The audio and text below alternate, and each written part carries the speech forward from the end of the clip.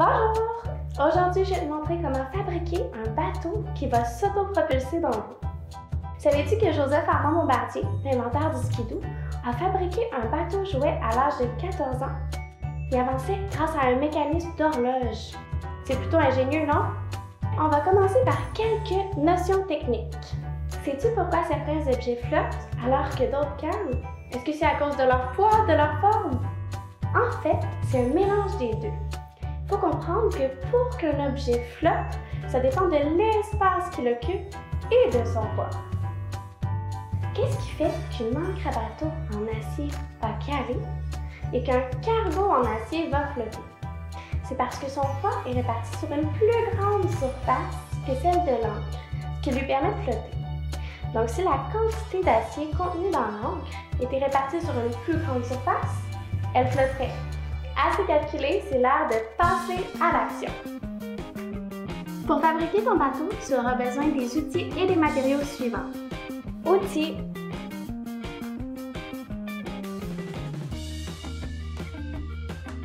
Matériaux. Pour fabriquer un bateau qui s'autopropulse, on a besoin d'une force de propulsion. Donc, c'est un élastique qui va faire ce travail-là.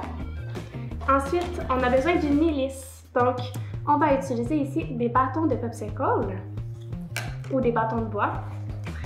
On va utiliser deux autres bâtons pour faire le support à hélice, une bouteille d'eau pour faire la base de notre bateau et une épingle à linge. Instructions. Fixer le support à hélice sur sa base. Donc pour ça, on va prendre deux bâtons de bois et on va venir les coller au bout de la bouteille dans le sens inverse de celui où il y a le bouchon. On va aussi mettre un petit angle dedans, donc d'environ 45 degrés. Et voilà. Donc, on peut soit le fixer avec la colle chaude ou avec du ruban adhésif. Je vais faire tout le tour de ma bouteille comme ça. Et voilà, donc ça c'est la première étape déjà terminée. Ajouter l'épingle à linge. Donc la deuxième étape va être de fixer notre épingle à linge au bout de nos deux bâtons comme ceci. Donc pour faire ça, encore une fois, on peut utiliser de la colle chaude ou du ruban adhésif. Et je vais entourer mon épingle. Et ensuite, pour bien pouvoir retenir l'épingle à linge, je vais venir l'entourer avec mon ruban adhésif. Et voilà. Fabriquer l'hélice. Pour ça, on a besoin de deux bâtons de bois. Donc, sur chacun des bâtons, on va faire une fente au milieu du bâton, donc environ ici. Donc, on peut faire ça avec des ciseaux tout simplement, avec des pinces si vous en avez. Et voilà, comme ça, notre première fente est faite. On va faire la deuxième. Comme ça ici. Donc, je vais les insérer l'un dans l'autre pour faire une croix et voir si ça fonctionne bien. Et voilà. Donc, notre hélice est presque terminée. Par contre, elle n'est pas très solide pour l'instant. Donc, ce qu'on va faire, c'est qu'on va la solidifier.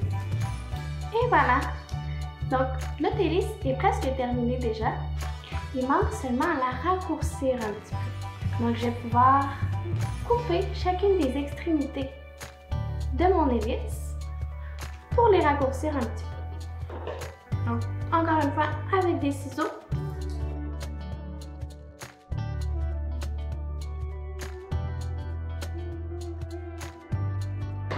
Donc, l'hélice est terminée. Assembler. C'est assez simple. On prend notre élastique. On va faire le tour des deux bâtons qui forment le support. Comme ça ici. Et ensuite, on va insérer notre hélice. Donc, on va rentrer la moitié, deux tiges de bois d'un côté et l'autre moitié de l'autre. Tester ton bateau. Tourne l'hélice pour tendre l'élastique. Puis relâche ton bateau dans l'eau. Mais comment ton bateau fait-il pour avancer toute seule? C'est l'hélice que tu as créée qui pousse l'eau en tournant. Cette poussée-là déplace le bateau en sens inverse, donc vers l'avant dans ce cas-ci. J'espère que la prochaine fois que tu verras un gros bateau comme celui-ci, tu te souviendras qu'on peut faire flotter des choses très lourdes et que dans l'eau, pousser nous fait avancer. Il existe plusieurs autres types de bateaux sur Internet si tu as aimé faire celui-ci. N'oublie pas de t'abonner à notre chaîne YouTube et de nous suivre sur Facebook pour ne pas manquer les prochaines vidéos. Aussi, partage-nous des vidéos ou des photos de tes créations en commentaire. À bientôt!